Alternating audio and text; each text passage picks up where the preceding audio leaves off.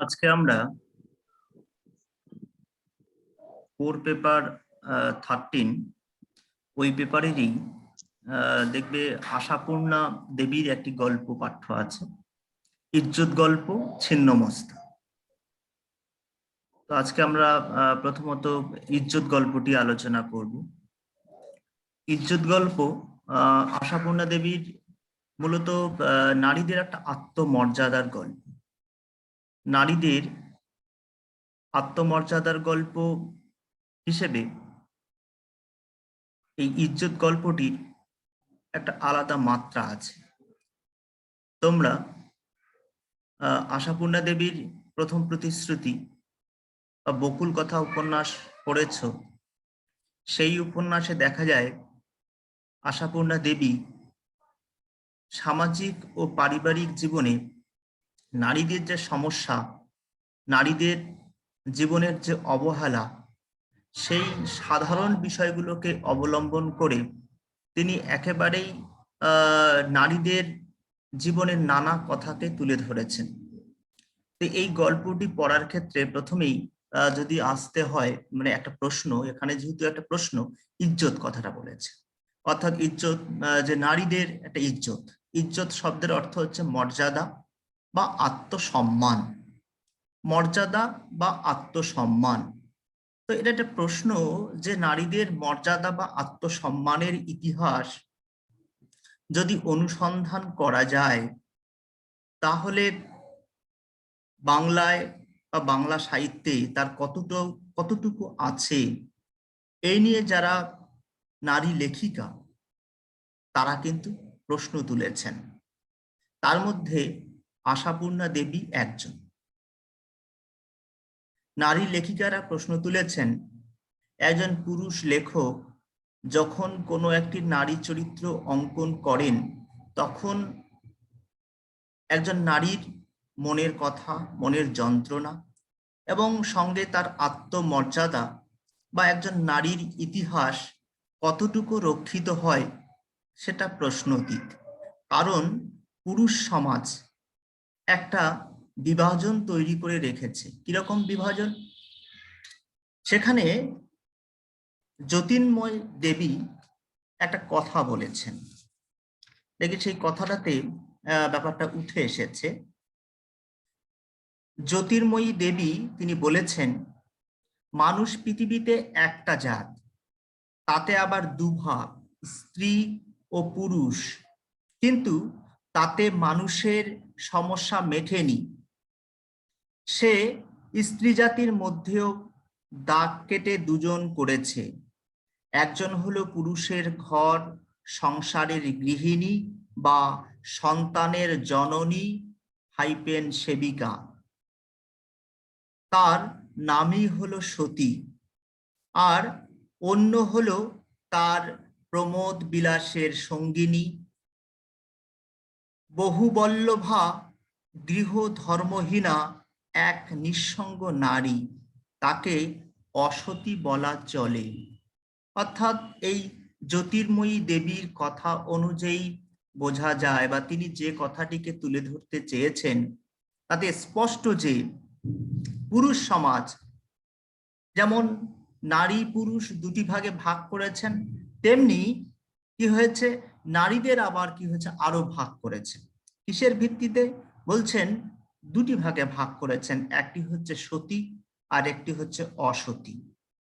এই প্রসঙ্গে লেখিকা আরো বলেছেন, সতী হতে গেলে স্বামী থাকতে হবে একটা, কিন্তু স্বামী যার নেই, তাই বলা ভালো আরো সম্প্রদায় ভেদ আছে মেয়েদের। তারা হয় কুমারী, নয় সধবা, নয় বিধবা, আর নয়তো অসতী। তাহলে বলছেন, লেখিকা বলছেন যে দুটো ভাগ, আরো যদি গভীরভাবে দেখা যায় তাহলে আরো ভাগ আছে নারীদের মধ্যে। কি কি? হয় কুমারী, নয় সধবা, নয় বিধবা, আর নয়তো হচ্ছে অসতী। তাহলে এই যে নারীর এই যে বিভাজন, এই বিভাজনের মধ্য দিয়ে তাহলে যদি প্রশ্ন করা হয় যে নারীদের তাহলে আত্মমর্যাদার ব্যাপারটা কোথায়, নারীদের ইতিহাস কোথায়, নারীদের নিজস্বতা কোথায়, আমরা যদি বাংলা সাহিত্যেও দেখি, তাহলে বাংলা সাহিত্যে মধ্যযুগে একজন নারী লেখিকা পাওয়া যাচ্ছে না, চন্দ্রাবতী ছাড়া কোনো নারী লেখিকাই নেই, মেয়েরা কখনো লেখেই নি। আধুনিক যুগে এসে আমরা স্বর্ণকুমারী দেবী, তিনি প্রথম কাহাকে নামক একটি উপন্যাস লিখেছেন। তারপরে আস্তে আস্তে নারী লেখিকারা লিখতে শুরু করেছেন। পরবর্তীকালে আমরা জ্যোতির্ময়ী দেবী, সাবিত্রী রায়, আশাপূর্ণা দেবী, মহাশ্বেতা দেবী, কবিতা সিংহ, সুচিত্রা ভট্টাচার্য, এদের মতো লেখিকাকে আমরা পেয়েছি। এই লেখিকারা একজন নারী হয়ে নারীর মনের কথা বলবে, এই যে অভিপ্রায়ে তারা কিন্তু এসে কলম ধরলেন। অর্থাৎ এতদিন ধরে পুরুষরা, আমরা যদি বৈষ্ণব পদাবলিতে যাই, আমরা যদি মধ্যযুগের মঙ্গল কাব্যে যাই, আমরা যদি উপন্যাস, রবীন্দ্র উপন্যাস, বঙ্কিম উপন্যাস, শরৎ উপন্যাস যাই, তাহলে সেই উপন্যাসগুলোতে কি হচ্ছে, একজন পুরুষের দৃষ্টিভঙ্গি দিয়ে, পুরুষের দৃষ্টিকোণ থেকে নারীকে দেখা হয়েছে। সেখানে রবীন্দ্রনাথও নারীকে দুটি ভাগে ভাগ করেছেন, নারী দুটি সত্তার কথা বলেছেন। একটা হচ্ছে কি, একটা হচ্ছে প্রেয়সী, অপরটি হচ্ছে জননী। তাহলে একটি প্রেয়সী রূপ আর একটা হচ্ছে জননী রূপ। একই রকম ভাবে জ্যোতির্ময়ী দেবী সে কথাই বলেছেন, নারীদের দুটি রূপ, একটা কি, একটা হয় সধবা, আর অপরটি কি হচ্ছে, নয়তো হচ্ছে বিধবা বা অসতী।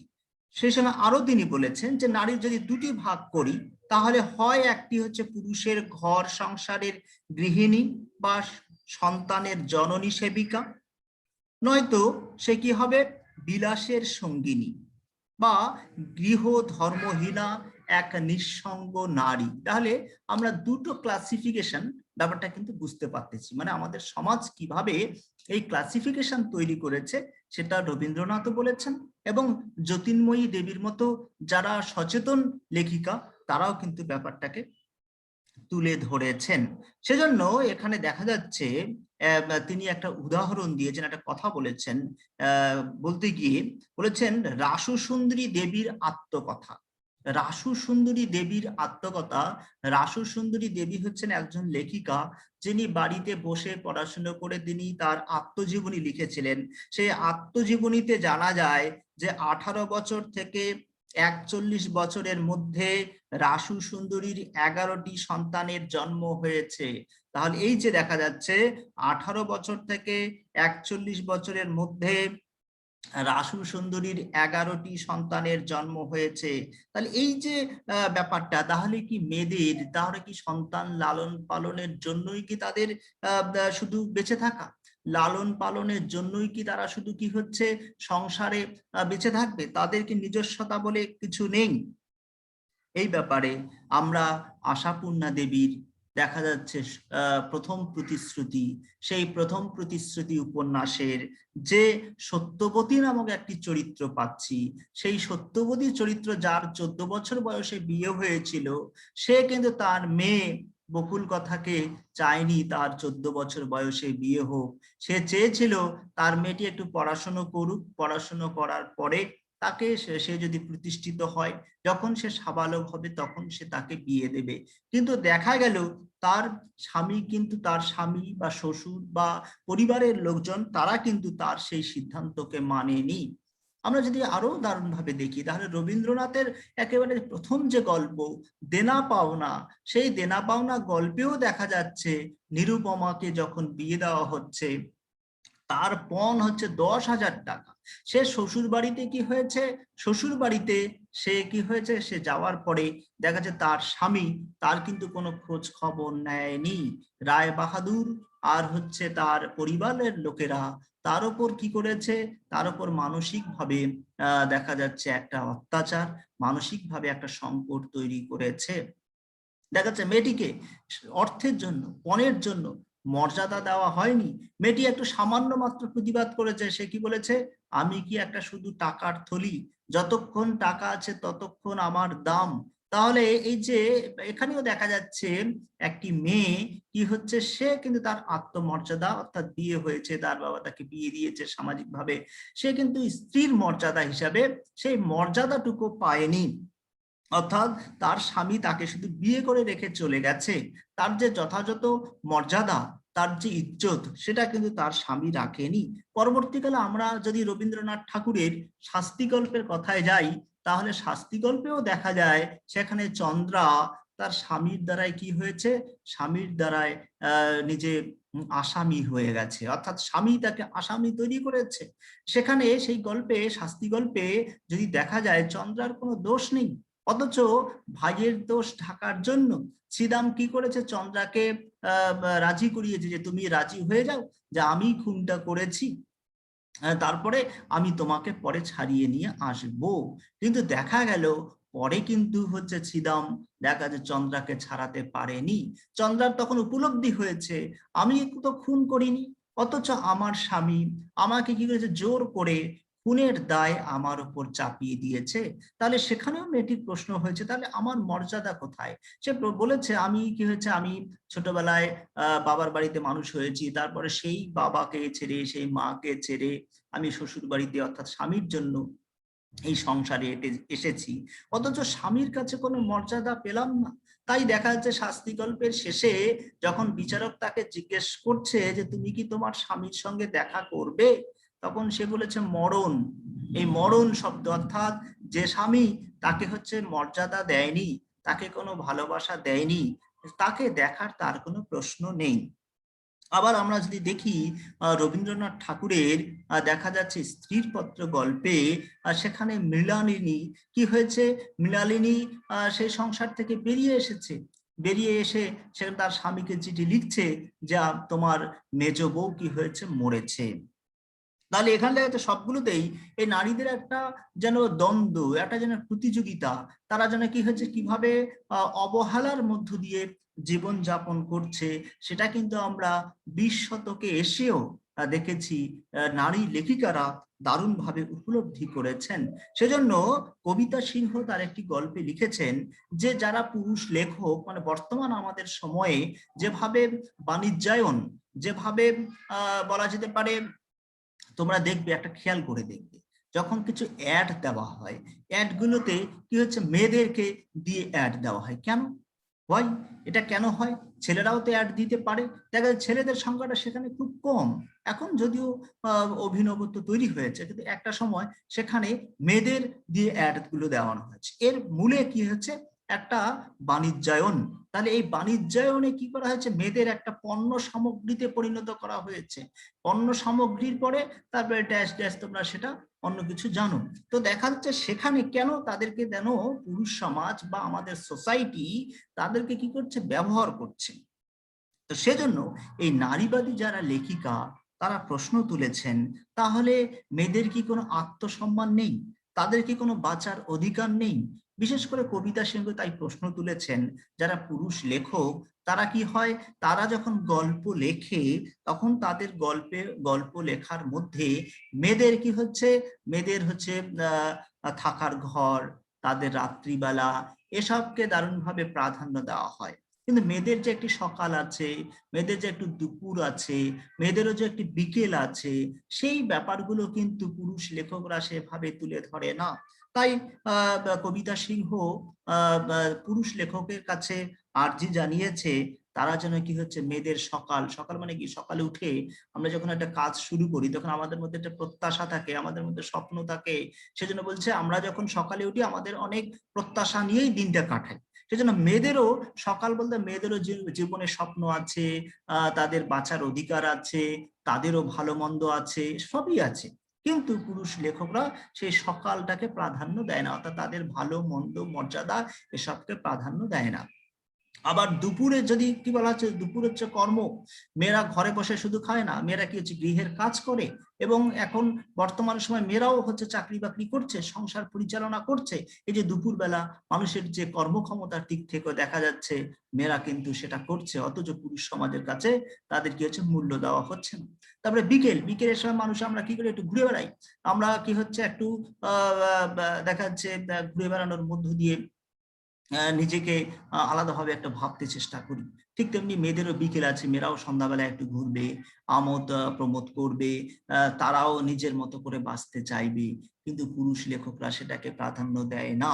তারপরে কি হচ্ছে, তাদের বলছে সন্ধ্যাবেলা, তাদের বেডরুম, এসবকে তুলে ধরা হচ্ছে। এসবের মধ্য দিয়ে যেটা আমি বললাম যে পণ্যায়ন বা বাণিজ্যায়ন বা ভোগ সামগ্রী হিসাবে মেয়েদেরকে তুলে ধরা হচ্ছে।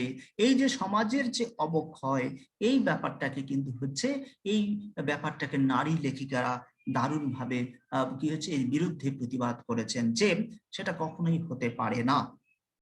মূলত প্রশ্ন এলো যে একজন নারী লেখিকা, একজন মেয়ে হয়ে মেয়ে যখন তার জীবনের কথা লিখবে, তখন সেটা যতটা মর্মস্পর্শী হবে, যতটা মেয়েদের মনের কথাগুলো উঠে আসবে, সেটা কিন্তু একজন পুরুষ লেখকের মধ্য দিয়ে উঠে আসবে না। তো আমরা যেসব নারী লেখিকা আছে, যেমন স্বর্ণকুমারী দেবীর কথা বললাম, আবার সাবিত্রী রায়, জ্যোতির্ময়ী দেবী, মল্লিকা সেনগুপ্ত, সুচিত্রা ভট্টাচার্য, কবিতা সিংহ, এরা কিন্তু এখনকার সময়কালে মানে হচ্ছে এরা বাংলা সাহিত্যে বলা যায় একেবারে প্রতিষ্ঠিত লেখিকা। তারা, তাদের হাত ধরে বাংলা সাহিত্যে নারী যে শুধু অবোধবাসিনী, অবোধবাসিনী মানে গৃহবন্দিনী একটি বা গৃহবন্দী একটি প্রাণী নয়, তাদেরও যে জীবনের আশা প্রত্যাশা এসব আছে, এই লেখিকারা তুলে ধরেছেন। অর্থাৎ লেখিকারা দাবি করতে চেয়েছেন মেয়েদেরও অধিকার আছে। এই মেয়েদের অধিকারের লড়াইয়ে ধীরে ধীরে একটি আন্দোলন গড়ে উঠেছে। সেই আন্দোলনটির নাম হলো নারীবাদী আন্দোলন। সেই জন্য দেখবে এখন কি হচ্ছে, নারী দিবস পালন করা হয়। কেন দিবসের প্রয়োজন কেন পড়লো? দিবস কেন পালন করতে হবে? আমরা যখন কোনো কিছু বিষয় দিবস পালন করি কেন? সেটাকে স্মরণ করার জন্য, বা বেশি করে মর্যাদা দেওয়ার জন্য, বা সেটার উপর গুরুত্ব আরোপ করার জন্য আমরা একটা দিবস পালন করি। তাহলে সেরকম ভাবেই নারী দিবস পালন করার ক্ষেত্রে তাহলে কি হয়েছে, এতদিনে এই একবিংশ শতাব্দীতে এসে বা বিংশ শতাব্দী থেকেই মানুষরা উপলব্ধি করতে পেরেছিল নারীদের হচ্ছে মর্যাদা দেওয়া দরকার, নারীদের অধিকার দেওয়া দরকার, নারীদের যে সুরক্ষা দরকার। সেই জন্য হচ্ছে নারী দিবস হচ্ছে পালন করার একটা রীতি প্রচলিত হয়েছে। তো এই লেখিকারা বিশেষ করে যদি আমরা যার লেখা পড়ব, সে হচ্ছে আশাপূর্ণা দেবী। আশাপূর্ণা দেবীর ইজ্জত গল্পে লেখিকা দেখিয়েছেন আমরা নারীরা, তিনি বলতে চাইছেন নারীরা যারা সংসার করছে, সাধারণত ছোটখাটো ব্যাপার, সেই ছোটখাটো ব্যাপারেই কিভাবে নারীরা প্রত্যেক দিন কি হচ্ছে অবহেলিত হচ্ছে, উপেক্ষিত হচ্ছে, কিভাবে তারা মর্যাদা পাচ্ছে না, এই ব্যাপারটি এই গল্পে কি হচ্ছে আশাপূর্ণা দেবী তুলে ধরেছেন। ইজ্জত গল্পে তিনটি নারী ক্যারেক্টারের মধ্যে প্রথম যার নাম করতে হয় তার নাম হচ্ছে বাসন্তী। বাসন্তী কি হচ্ছে, সে একজন বিধবা এবং বস্তিবাসিনী, অর্থাৎ বস্তিতে তার বসবাস।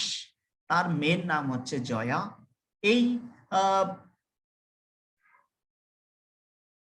এই বাসন্তী কি করে, এই বাসন্তী মানুষের বাড়িতে কাজ করে, অর্থাৎ পরিচারিকা হিসাবে সে কি হচ্ছে কাজ করে যা উপার্জন করে সেই দিয়ে সে কি হচ্ছে সংসার চালায়।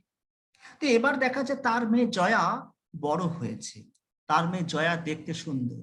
এবার কি হচ্ছে, সে যখন বস্তিতে বসবাস করে সেখানে দেখা যাচ্ছে কিরকম ঘটনা হয়। সেই বাসন্তী বলছে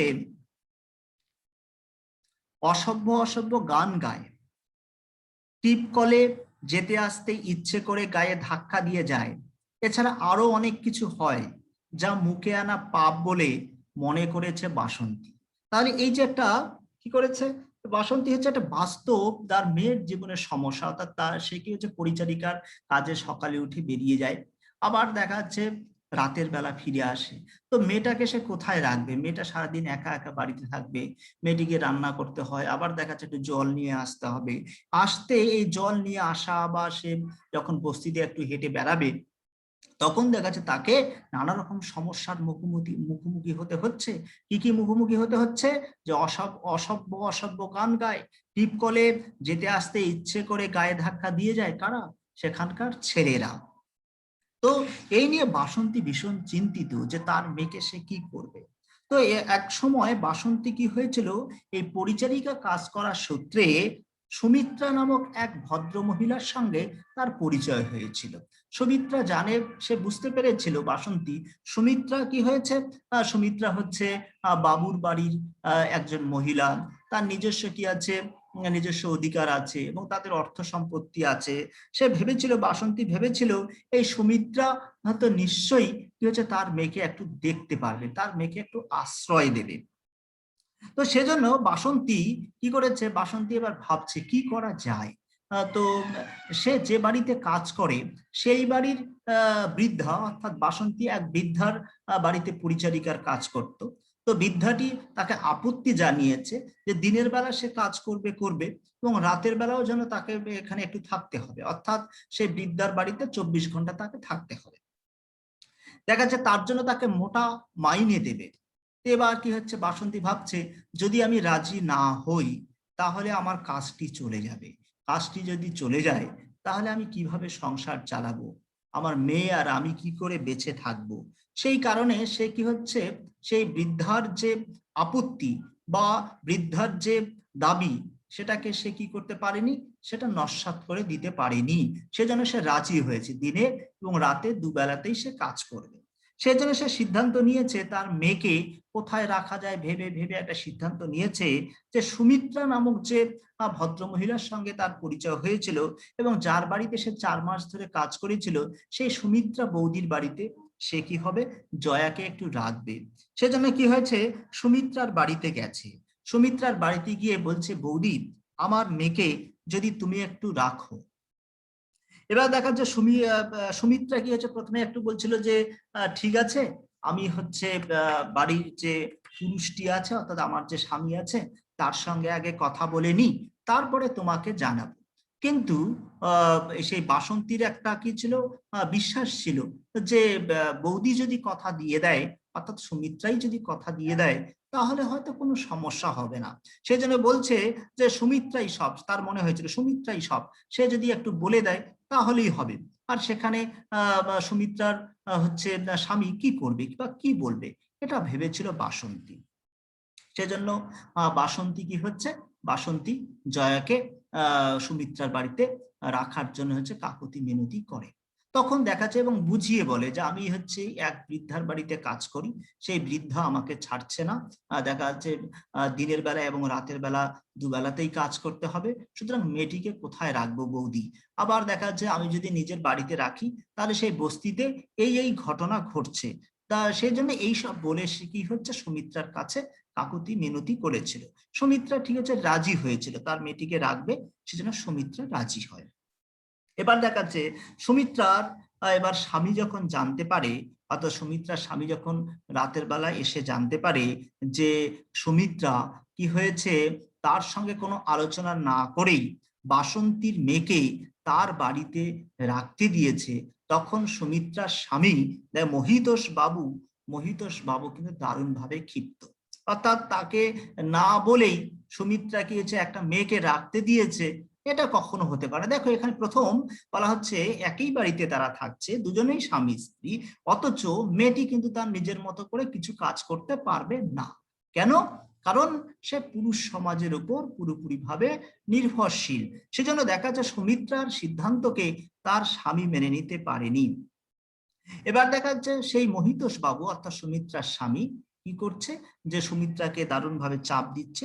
সে যেন কি হচ্ছে, বাসন্তী যখন পরে মেয়েকে রাখতে আসবে তখন যেন সুমিত্রা বলে দেয় যে তার মেয়েকে অর্থাৎ জয়াকে তারা আর রাখতে পারবে না। দেখা যাচ্ছে এটা যেন দারুণ চাপাচাপি করছিল, অর্থাৎ মহিতোষ বাবু সুমিত্রাকে সেজন্য দারুণভাবে চাপ দিচ্ছিল। কিন্তু সুমিত্রা কোনোভাবেই আর বলতে পারলো না, অর্থাৎ বলতে পারেনি। শেষ পর্যন্ত দেখা যায় মহিতোষে গিয়ে কি করে, মহিতোষ গিয়ে এবার বাসন্তীকে বলে, বাসন্তীকে কি বলছে, যে বাসন্তীকে বলছে যে মহিতোষ বাবু বলল যে তারা আর তাদের বাড়িতে আশ্রয় দিতে পারবে না, অর্থাৎ জয়ার আশ্রয় আর এ বাড়িতে হবে না। তো এই কথা যখনই বলল তখন দেখা যাচ্ছে সেই বাসন্তী বলছিল, মহিতোষ বাবুকে বলছিল যে আপনি একটু সুমিত্রা বৌদিকে ডাকুন, আপনি একটু সুমিত্রা বৌদিকে ডাকুন। মানে বারবার বলছে যে বৌদিকে একবার ডাকুন। বৌদিকে যদি আমি অনুরোধ করি, অর্থাৎ মেয়ে হয়ে একজন মেয়ের উপর কি করেছিল, সে ভরসা করেছিল। অর্থাৎ মহিতোষ বাবু যদি রাজি নাও হয়, তাহলে আমি যদি বৌদিকে বলি, অর্থাৎ সুমিত্রাকে বলি, তাহলে সুমিত্রা বৌদি হয়তো রাজি হবে। এটা তার আত্মবিশ্বাস ছিল, অর্থাৎ একটা মেয়ে হয়ে একজন মেয়ের পাশে দাঁড়াবে। এটা বাসন্তীর, অর্থাৎ বাসন্তী একজন গরিব পরিচারিকা, অশিক্ষিত একজন মহিলা হিসাবে, একজন ভদ্র মহিলা এবং যাদের অর্থ সম্পত্তি আছে, যারা শিক্ষিত, তাদের উপর কি করেছিল, একটা প্রত্যাশা করেছিল বা আশা করেছিল যে সুমিত্রা বৌদি হয়তো আমার পাশে দাঁড়াবে। সেজন্য সে বারবার বলছিল বৌদিকে একবার ডাকো। কিন্তু মহিতোষ জানিয়ে দেয় সুমিত্রার সঙ্গে দেখা করা যাবে না, তার মাথা ধরেছে, শরীর বেশি খারাপ। বাসন্তী আরো কাঁদতে শুরু করে। যখন কাঁদতে থাকে তখন দেখা যাচ্ছে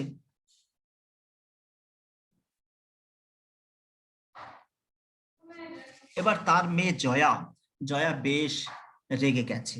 রেগে গিয়ে বলছে, থাক থাক মা, চলে আয়, আর বৌদি বৌদি করে কাঁদতে হবে না, কার কত মুরত বোঝা গেছে, ঠিক আছে। আর তুই মেয়ের ইজ্জতের ধুয়ো তুলে বাবুদের পায়ে ধরতে আসিস নে।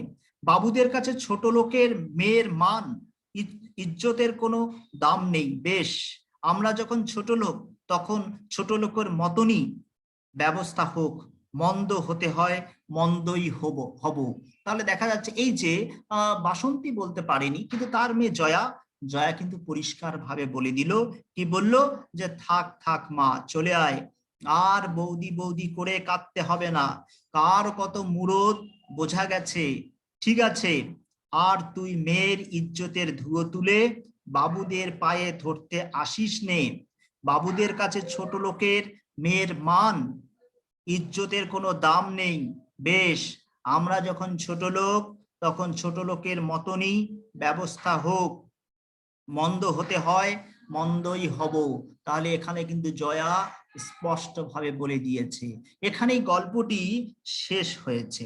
এখানেই লেখিকা গল্পের শেষেই বলেছেন, প্রশ্ন করেছেন, কিন্তু কোন মেটার, এখানে দিয়ে গল্পটা শেষ হয়ে গেছে। এই যে গল্পটা যে শেষ হলো, একটা সামান্যতম একটা লাইন, মানে ঘটনাটা সামান্য, কিন্তু এখানে লেখিকা দেখাতে চাইলেন যে এখানে তিনটি কে মেয়ে, বাসন্তী, জয়া এবং সুমিত্রা, এই তিনটি মেয়েরই কোথাও কিন্তু আত্মমর্যাদা নেই। বিশেষ করে যদি আমরা সুমিত্রার কথায় চলে যাই, সুমিত্রা চরিত্রটির কথায় যাই, তাহলে সুমিত্রা তো বাবুদের বাড়ির পুত্রবধূ বা বাবুদের বাড়ির গৃহবধূ। তার স্বামীও শিক্ষিত, সুমিত্রাও শিক্ষিত, তারা ভদ্র সমাজে বসবাস করে, সুতরাং তার একটা আলাদা মর্যাদা থাকার কথা ছিল। কিন্তু দেখা যাচ্ছে সেই সুমিত্রাই তার স্বামীর দ্বারা প্রথম অপমানিত হলো। সেজন্য সুমিত্রা সে কিন্তু আর বাসন্তীর মুখোমুখি হতে পারেনি।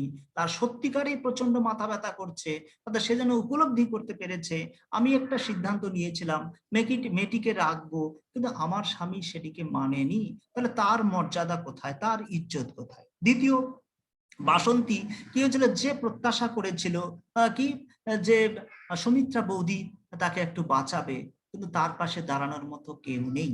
আবার জয়া, সে কি হচ্ছে, গরিব ঘরের মেয়ে, তার মা বিধবা, তাকে দেখার মতো কেউ নেই।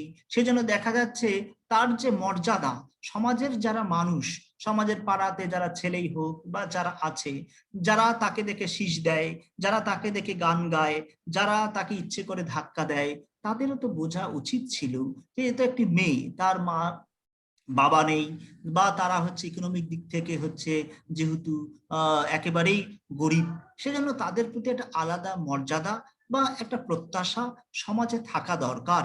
কিন্তু আমাদের সমাজে এটার খুবই অভাব। সেখানে দেখা যাচ্ছে মানুষের এই যে মানবিক বোধ, মানুষের মানবিক চিন্তা চেতনা বা উন্নত চিন্তা চেতনা আমাদের সমাজে নেই। সেজন্য লেখিকা প্রশ্ন তুলেছেন, তাহলে বাবুদের ঘরে হোক আর ছোট লোকের ঘরে হোক, তাহলে মেয়েদের মর্যাদা কোথায়, মেয়েদের ইজ্জত কোথায়? লেখিকা কিন্তু এখানে প্রশ্ন তুলেছেন। ইজ্জত কিভাবে, দুভাবেই কি হতে পারে, দুভাবেই নষ্ট হতে পারে। বাবুরা কি হচ্ছে, তাদের ভদ্র সমাজে থেকে তাদের মুখোশ পরে দেখা যাচ্ছে সেখানে মানুষ বুঝতে পারছে না চার দেওয়ালের মধ্যে সেখানে ঘটনাটা কি ঘটছে, কিন্তু বাবুরাও কি হচ্ছে তার স্ত্রীর ইচ্ছাকে, স্ত্রীর স্বাধীনতাকে, তাদের বুদ্ধিমত্তাকে, তাদের নিজস্বতাকে কি হচ্ছে ধুলোয় মিশিয়ে দিয়ে তুচ্ছ করে দেয়। তাদের কি হচ্ছে কোনো কথাকেই তারা ধোপে টিকতে দেয় না। তাহলে দেখা যায় সমাজের উঁচু শ্রেণী হোক আর নিচু শ্রেণী হোক, কোথাও কিন্তু নারীদের মর্যাদা নেই। এই আত্ম জিজ্ঞাসা রেখেই কি করেছেন লেখিকা এই গল্পটি লিখেছেন। এখানে মূলত লেখিকা দেখাতে চেয়েছেন নারীদের এই যে লড়াই, এই যে বাঁচার যে একটা তাগিদ, এই তাগিদ কিন্তু যদি আমরা দেখি আজকে আমরা একবিংশ শতাব্দীতে এসে বসবাস করছি, তাহলে একবিংশ শতাব্দীতেও এসে নারীরা অবহেলিত, নির্যাতিত, তাদের জন্য নিজস্ব কোনো ইতিহাস নেই, তারা শুধু একটি প্রাণী মাত্র, তারা একটি জীব মাত্র, তাদের নিজস্বতার যে পরিধি বা পরিসর তারা কিন্তু এখনো সেভাবে মানে নিজস্বতার জায়গাটা করে নিতে পারেনি, বা পুরুষ সমাজ সেটাকে এখনো দেয়নি। তোমরা ভেবে দেখবে, যদি ধরে নাও একটা মেয়ে, তার কেউ নেই, ধরে নাও সে যদি স্বাধীনভাবে বাঁচতে চায়, বাঁচতে পারবে? সে পারবে না। একটি মেয়ে যদি, সে যদি বলে আমি বিয়ে করবো না, বেঁচে থাকবো, তবুও দেখা যায় সমাজের তাকে নানা কাছে, নানা জনে নানা কথা শুনতে হবে।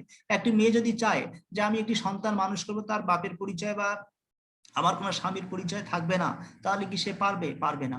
তাহলে এই যে প্রশ্নগুলো, এই প্রশ্নগুলো সমাজ মেনে নেবে না। সেখানে কিন্তু একটা পুরুষ অনায়াসেই পারবে। এখানে তোমরা দেখবে স্বর্ণকুমারী দেবীর একটা কেন গল্প ছিল, সেই গল্পে বলছে যে স্বামীর জন্য মেয়েরা সব ত্যাগ করবে।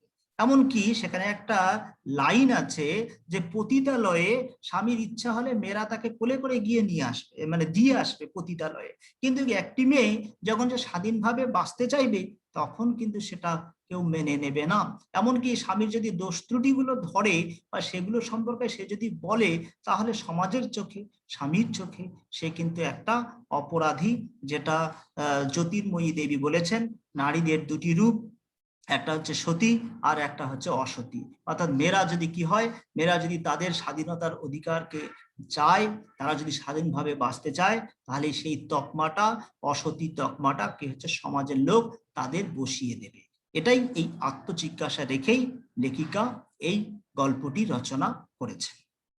বলো, তোমাদের কোনো প্রশ্ন থাকলে আমাকে জিজ্ঞাসা করো।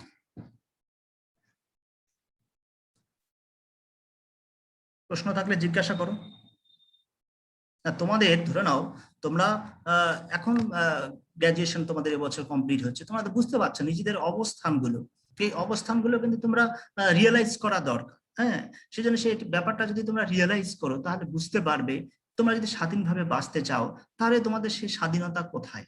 দেখা যাচ্ছে সুচিত্রা ভট্টাচার্য বলেছেন, মেয়েরা কি হচ্ছে প্রথম দিকে বাপের বাড়িতে মানুষ হচ্ছে, তারপরে স্বামীর অধীনে মানুষ হবে, মানে বেঁচে থাকবে, তারপরে আবার পুত্রের অনুগ্রহে বেঁচে থাকবে, মানে কখনো কি হচ্ছে তার অনুগ্রহে কেউ বেঁচে থাকবে এটা হচ্ছে না, সে যেন সবসময় মানুষের অনুগ্রহে বেঁচে থাকবে। অর্থাৎ এখন যতদিন অব্দি না বিয়ে হচ্ছে বাবার অনুগ্রহে বা দাদার অনুগ্রহে বা ভাইয়ের অনুগ্রহে, অন্য কারো অনুগ্রহে, মানে তারা কতটা মানে দয়া করে কতটা ভিক্ষা হিসাবে দেবে, সেটা নিয়ে বেঁচে থাকতে হবে।